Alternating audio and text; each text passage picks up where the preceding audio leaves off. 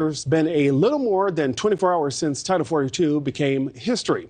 Already, Border Patrol agents say they're seeing a surge of migrants since its expiration on Thursday. Now, hundreds of migrants in El Paso could be seen waiting for processing this morning. The Biden administration insists they are prepared for more migrants to arrive, saying they've put 24,000 agents on the border to address the issue. The question now, where do we go from here? To help answer those questions, I'm joined by Myah Ward, White House reporter with Politico. Myah, thank you for being with us this morning. Now, Homeland Security Secretary Alejandro Mayorkas put out a video on Twitter late last night. Let's take a look, and I'll get your reaction on the other side.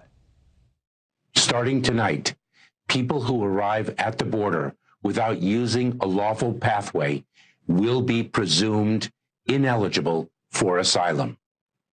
We are ready to process and swiftly remove people without a legal basis to remain in the U.S. Do not believe the lies of smugglers. Myah, the first thing that I was struck with was how Mayorkas seemed to be a bit robotic with that statement. I have to ask you, though, is the administration, now they say they're prepared, are they prepared, Myah? That's a bit of a complicated answer, I will say. And I have been to now 2 in-person briefings with the secretary this week, and I have heard that same message multiple times. He's really trying to drive that point home. I mean, they have had 2 years to prepare at this point, and there are some signs that they are definitely more prepared than they were in December, the last time we thought this was going to happen.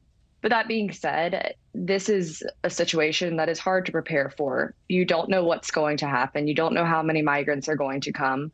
They don't have as many resources as they asked for. And we're seeing that unfold right now. I mean, this is a seismic shift in border policy after 3 years. And we're also seeing just unprecedented levels of migration. So it's a complicated situation, to say the least. And you have administration officials like Secretary Mayorkas.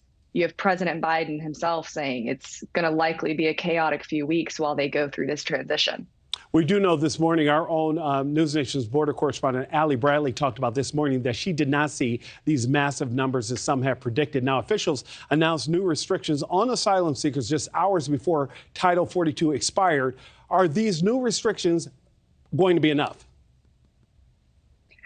It's interesting that you all are seeing that with the numbers. And I think something people have been missing as well is the surge was happening before 11:59 p.m. last night because people are getting ready. And I think there's a mix of what people are understanding. I think you do have some migrants who are moving forward with the message from smugglers that, okay, it's going to be easier to get through the border.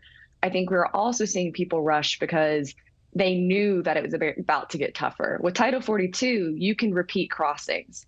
With these new border policies, that's not going to be the case. Title 8, for example, which is the historic section of the U.S. Code, has been used for decades, allows them to expel migrants that do not have a legal basis in the country. That comes along with a 5-year ban once a migrant is deported. That is a harsher penalty than Title 42. The other thing you're hearing a lot of outcry on the Democratic side about is this new rule that some are saying is familiar to some of what we saw in the Trump era, known as a transit ban. And so that's making most migrants ineligible for entry in the U.S. unless if they cross illegally, they're going to be barred. Also, if they do not apply for asylum in one of the countries that they pass through on the way. Officials are saying that migrants who have an appointment through their CBP1 app will be exempt from this rule. And Myah, they have to apply for asylum in one of those countries they pass through and be rejected before they can move on forward. Correct. I know you've been immersed in this from the very beginning. The White House seems to be pivoting their strategy from one primarily focused on the border to one focused on stopping migrants before they even arrive at the U.S. Is that a sound strategy?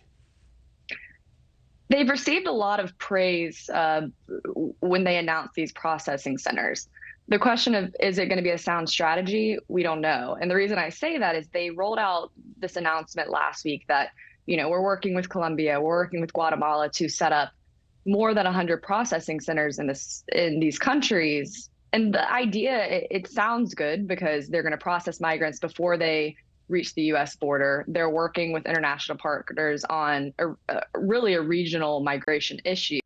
Thanks for watching. Go to newsnationnow.com to find NewsNation in your cable lineup. And don't forget to click the red subscribe button below to get more of NewsNation's fact-based, unbiased coverage.